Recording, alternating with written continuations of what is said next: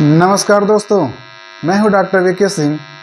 यदि आपको बहुत ही तकलीफ देने वाला हिचकी हो रहा हो और हिचकी के समय बहुत ज़्यादा कलेजे में दर्द रहता है, तो इसकी सबसे अच्छी होम्योपैथिक दवा है एमोन म्यूर। 200 पावर की दवा है।